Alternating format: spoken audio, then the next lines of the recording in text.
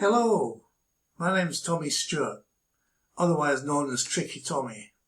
I have this reputation because I've been a businessman for 60 years or so, and I've been in quite a number of tricky situations and managed to wheedle my way out of them. Hence the name Tricky Tommy. And I'm going to be putting out some videos, and they will be titled Tricky Tommy's Business Startups. That's correct. So if you're interested in this, in startups which cost you little or no money to start, then look below and click the link that's there. And anything that comes out will be tossed your way, for want of a better expression. Today I'm going to talk about Fiverr. We all know about Fiverr. It's been around a long time. Actually, anyway, Fiverr. It's a global online marketplace, buying or selling services that offer people to get whatever they want for only $5. Therefore, the term Fiverr. An example is if a piece of software was to be offered for, say, £60 and you didn't have that kind of money, you could probably buy a copy of it on Fiverr for $5. Buying articles on Fiverr at vastly reduced prices is the main reason why Fiverr has become so big in such a short space of time. It was founded in 2009 and since then has helped people to outsource and also helped many sellers working for them to make money online. The marketplace is usually used by freelancers making money working on Fiverr by offering their services to their customers on a global scale across the country, across the country, or countries. Oh, by the way, a transaction on Fiverr is usually referred to as a gig, not a purchase or something, just a gig. After you sign up with them, you will start by getting $4 for every $5 sale from the owners of Fiverr.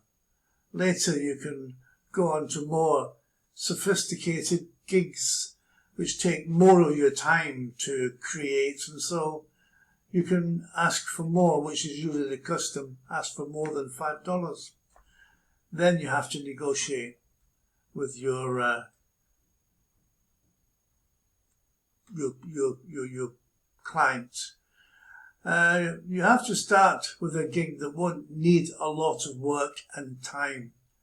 This is because the buyers of Fiverr usually want their services as soon as possible and also they don't want you to spend all day on just one gig, which I'm sure you don't want to do either, because you're only going to get a $5 for it. So you have to complete the gig on your own as quickly as possible. Otherwise you will run out of time to complete other gigs, reduce your earnings. The majority of your buyers will be people who are in need of help on whatever they're creating online, who will probably respond to one of your advertisements, which will be similar to this. For example, I will write an advertising article for your website, and usually the price is there as well, $5. I will write about your YouTube video. I will create a logo for your new business. Usually they want you to be a bit more flowery. I mean, for example, I will create a fantastic logo for your new business, or I will write extensively about your YouTube video, etc., etc. So you've got to be fancy with your wording. When I made my first Fiverr gig, the description I used was longer than it should have been. This is not recommended. In practice, the buyer, they want everything to be explained to them in detail, but with as few words as possible, because everybody these days is in a hurry. Sellers on Fiverr, by the way, are graded. When you first start, you're a new seller, and you are allowed to have 7 active gigs going on at the same time. And if you're a level 1 seller, that's you moved up a level, you can have 10 active gigs. If you're a level 2 seller, you can have 20. And a top rated seller can have 30 gigs, with many more options for pricing with VIP support and custom offers. If you want to be displayed on the Fiverr homepage, then usually you have to be at least a level 2 seller. So it's worth keeping an eye on your Fiverr sellers or ranking levels to see if you qualify for that. If your gig sells well and you have added a few extra types of gigs that you offer, then don't make a drastic change in your rate, i.e. if you start off you're on a $5, if you're going to increase what you're offering, maybe don't go above $10. So you maybe double the work or increase it a little bit, but don't charge more than $10. Keep it down as much as you possibly can.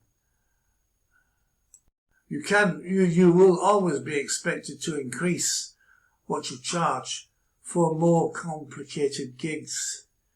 Keeping an eye on your competitors who would be offering similar gigs would give you a good indication as to what you should charge to remain competitive. Just try a small change in your prices at any one time.